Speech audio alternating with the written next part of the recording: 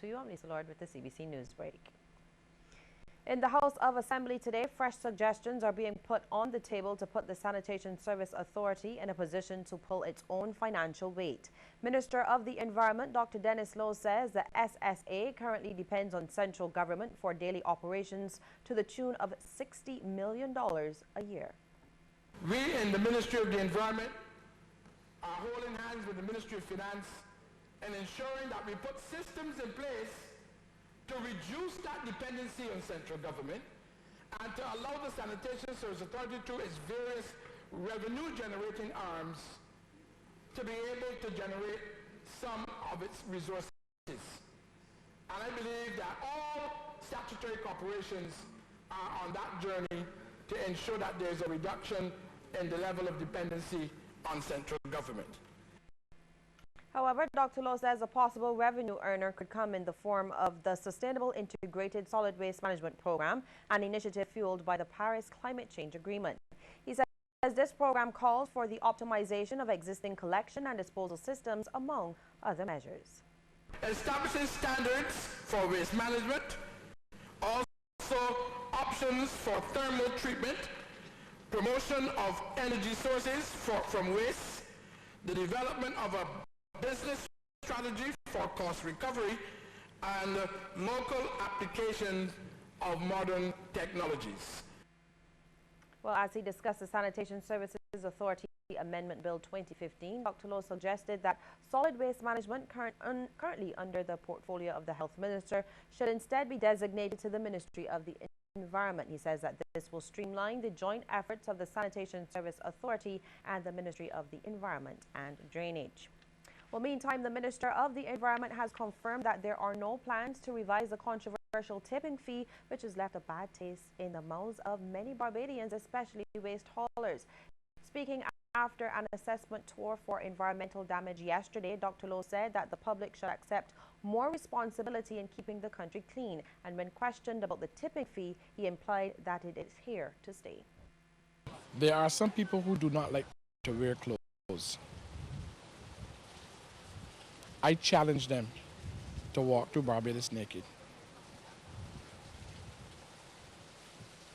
They may not like it, but a rule is a rule.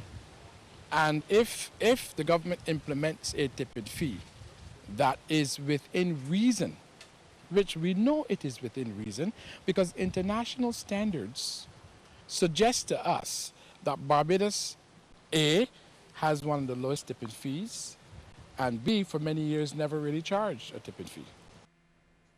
Education officials have confirmed that the 14-year-old schoolgirl at the center of an ongoing dispute with the Springer Memorial Secondary School has in fact been transferred from that school. This is according to Chief Education Officer Karen Best. She was responding to reports of an incident which occurred earlier yesterday at the school's Government Hill St. Michael compound. Ms. Best says on January 27th, the Ministry of Education, Science, Technology and Innovation issued correspondence to the parent of that child, notifying her that her daughter had been transferred to the Ellerslie Secondary School with immediate effect.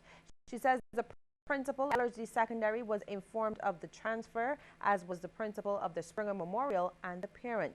Ms. Best says the child's records showed that the Ellerslie School was one of her options in the Barbados Secondary School's entrance examination, and they have done their due diligence in this matter. The Ministry of Health is reporting that the 3 latest confirmed cases of the Zika virus have occurred in pregnant women.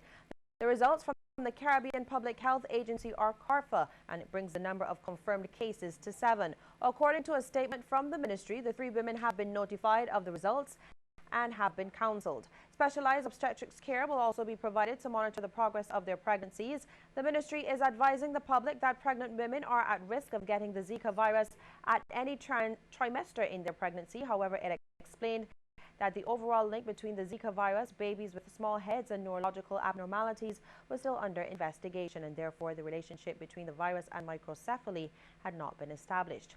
As a proactive response, the ministry has developed and disseminated guidelines to guide doctors and other health care providers in the clinical management of women who have the Zika virus during their pregnancy. According to the statement, the guidelines were developed with the full cooperation and input from the obstetrics and pediatrics departments at the Queen Elizabeth Hospital. A St. Michael man is appearing in court today on gun charges. 26-year-old Ricardo Jamar Norville is facing the District A Magistrates Court for unlawful possession of a firearm and illegal possession of ammunition.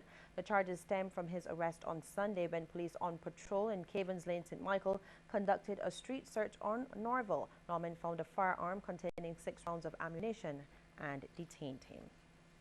We'll have regional and international news right after the break. Trees